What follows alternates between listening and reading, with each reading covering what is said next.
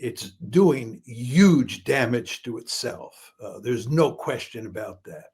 The amount of damage that this country is doing to itself is just enormous. And it does not have a bright future. John Mearsheimer revealed on Andrew Napolitano's podcast that Israel's destroying itself from the inside. Some of the things that Israel's doing in preparations for an actual military occupation of Gaza, how that is imperiling the regime in the future, how that will affect American politics and the Trump administration. So let's take a look at this. Please like the video and subscribe to the channel. Has Donald Trump, without telling the American people, signed off on some plan to move 1.5 million people out of Gaza to some other country? Well, he was hinting at that when he first began to talk earlier this year about how this situation might be resolved.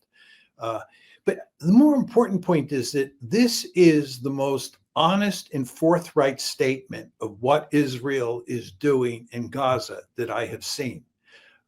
It is much better than anything you get in the New York Times and the Wall Street Journal or on the major news outlets on TV. This is a good statement in that it lays out what the Israelis are doing. It tells you that they're committing genocide. Now, look, the problem that the Israelis face, just to take this a step further, is they can't find any countries to take the Palestinians. And the end result is, although they have basically made Gaza unlivable, and they have been in the process of executing a genocide, they can't eliminate the problem because they can't eliminate the Palestinians from Gaza. So this is a huge problem for them because it means that they just have to keep murdering people. They have to continue the genocide. There's no end in sight. The question you want to ask yourself here is, if they can't move the Palestinians out of Gaza, how does this play out?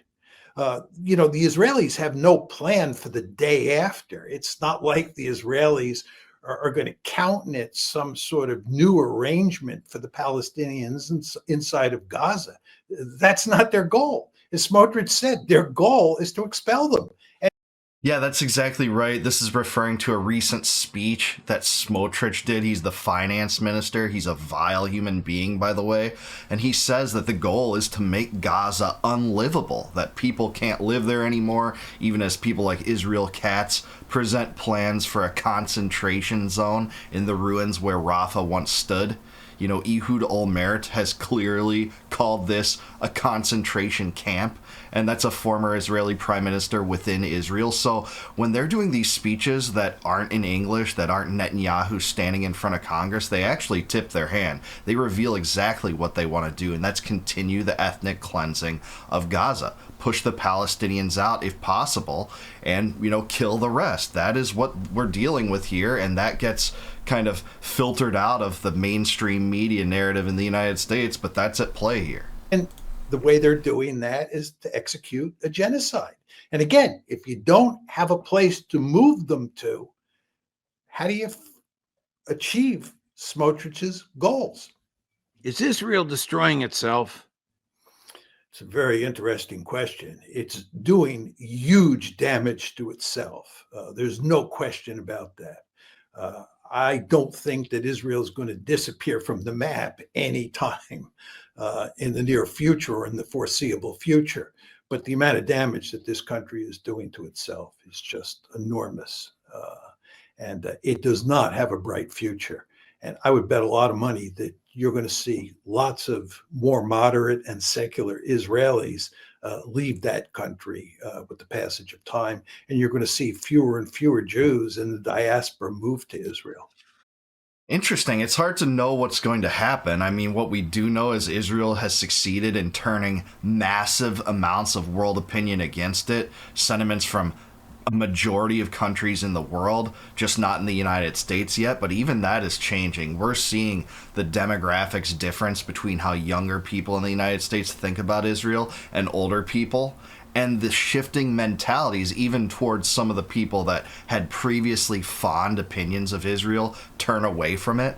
in the United States, and that's not playing out immediately in a political outcome, but I think gradually it will. It is older boomers on the right generally. I know there's exceptions to that. You know, there's going to be boomers in the comments section saying, I'm an exception. Great. I'm glad you're with us. But that is just a generality. That is true. It's the people watching Fox News that still have the same opinions of Israel. That is changing. Will that imperil the stability of the regime? Will other powers intervene, maybe from BRICS? Will this grow into a greater regional conflict as a result of the Greater Israel Project? I guess we'll have to find that out. Here's a Dutch commentator by the name of Rabbani. I believe he's Dutch and Palestinian. Very interesting observation. I'd like your thoughts on it, Professor. Cut number 8. The surrounding Arab states see any participation in the ethnic cleansing of the Gaza Strip as a national security threat, as a danger to their own regime stability and legitimacy, and they're absolutely dead set against cooperating with this, although they do seem fine with Israel slaughtering Palestinians in the Gaza Strip as long as they remain on that side of the border. Do the Americans and Israelis really believe they can strong-arm the surrounding Arab states into participating in the scheme? I doubt it's going to work, but there's a more fundamental question, which is the growing doubts among the senior leadership of the Israeli military that they can succeed in establishing full control over the entirety of the Gaza Strip. And so what you really have here is a recipe for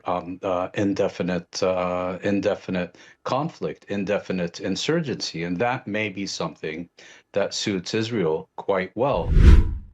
Yeah, it's interesting to say that, but it makes sense. I mean, it's October 7th that they point back to justify all of their atrocities in Gaza. And if they create new events that, you know, appear as an October 7th, even though Israel looked the other way on that, even Mossad has admitted that, even Egypt tipped Israel off to that attack 3 days in advance. And even though Netanyahu funded Hamas over the course of a long period, you know, unapologetically so, captured on video saying we control the height of the flames in reference to this funding of Hamas, they could create a new situation to justify even more barbarism, atrocities, and expansion of Israel's borders in the Greater Israel Project. That's a concern.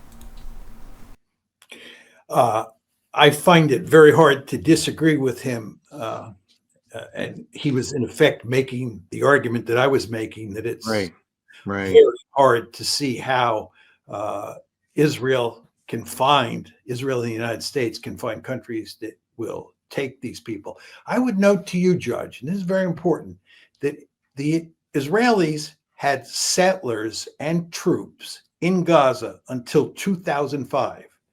And Ariel Sharon, who was no shrinking violet, was prime minister of Israel in 2005. And he pulled the settlers and the troops out of Gaza. And that's when they turned it into a large open air prison or a concentration camp, whatever you want to call it. That happened in 2005. And the reason Sharon did that is he understood that Gaza was a hornet's nest. And staying in Gaza, keeping troops and keeping settlers in Gaza was a nightmare. So he pulled them out. And what's happened since October 7th, 2023, is that the Israelis have gone back in and they want to stay in. But they want to stay in predicated on the assumption they can drive all the Palestinians out. So here we have a situation where they can't drive the Palestinians out, but they're back in Gaza. Yeah, this is generally true, though I will add the clarification that they didn't pull out all of the settlers in the way you generally hear in 2005. They reinforced their blockade, you know, subjected these poor, beleaguered people to a dual-tiered justice system, diminished their rights, and they moved a lot of those settlers to the West Bank. So it wasn't really stopping the occupation per se, but Sharon was right. It was a hornet's nest to some extent. It imperiled, you know, the views that Palestinians have toward Israel in a time where they're trying to move to a two-state solution, even though I think that's been long discarded by Israel, especially the Kudniks, since the mid-90s. And the final point I would make, which is another very important point is that the Israeli army, because it depends so heavily on reservists, is an army that's configured to fight short wars. 6-Day War, you remember that? Not long wars. Yeah, the 6-Day War in which the USS Liberty was attacked by Israel, supposedly mistaking it during the 6-Day War. Does Israel ever have to apologize for that or, pay their dues to that? No, America just stays in complete allegiance to Israel no matter what, even though Israel attacked the USS Liberty and killed Americans. This war has been going on since October 7th, 2023. We're coming up on the second anniversary, and the army is worn out. The reservists are rebelling. They can't get huge numbers of reservists to report for duty. They're talking about recruiting people from the diaspora to come to Israel to serve in the IDF. This is the problem that they face. Yeah. And if you go back in there, it's not going to be easy for the Israeli military to deal with the Palestinians because the Palestinians will fight back. Is the Israeli military planning to attack or invade Iran? I am sure that they have contingency plans. They certainly talked about that recently. We knew they would. It's only been a few months. What did we say back in June on this channel? Is that it's only a matter of time before they drum up the propaganda again. Right now they're talking about sowing dissension within Lebanon to attack Iran, and that has the dual purpose of trying to destabilize the Iranian regime and put Lebanon into a situation of civil war and instability like Syria was, in the hopes of expanding the Greater Israel Project. We knew this was going to happen. Netanyahu's going to talk about how close that the Ayatollah is to acquiring nukes again, and they're going to try to draw the U.S. in. That's just what's happening. And I think a powerful case can be made that they will attack Iran. I think, on the other hand, there is a case to be made that they might not be able to do that. And that case would revolve around the fact that the last time the Iranians really blasted Israel in the exchanges that took place in the 12-Day War. And I think the Israelis understand that this time they will get hit even harder by the Iranians. I don't think you can make a case that the Israelis will be better off in terms of what the exchanges between the two sides look like moving forward. The other thing is, Trump, I think, will be very reluctant to turn the Israelis loose for fear that the Iranians will shut down the Gulf. They'll shut down the Straits of Hormuz, which would cause huge problems for the world economy, which means the American economy, and that would hurt Trump's political standing. So I think you can make a case that the Israelis won't do it. But if I had to bet, I would bet that they try it again. Yeah, of course they're going to try it again. They've been trying it and trying to put regime change on the table for 20 years there. Many U.S. presidents have been complicit in this, Bush putting them in the axis of evil. There was talk at the end of Bush's term that they would enact a regime change war in Iran, and it was apparently the Pentagon that shut that down, saying they didn't have strategic advantage over that. But, neocons have always wanted this. Netanyahu's always wanted this. He's talked about it a long time. And, shutting down the Straits of Hormuz is the thing. The rumor that spread toward the end of the so-called 12-Day War, which isn't just 12 days, by the way, as we can see, it's lingering now.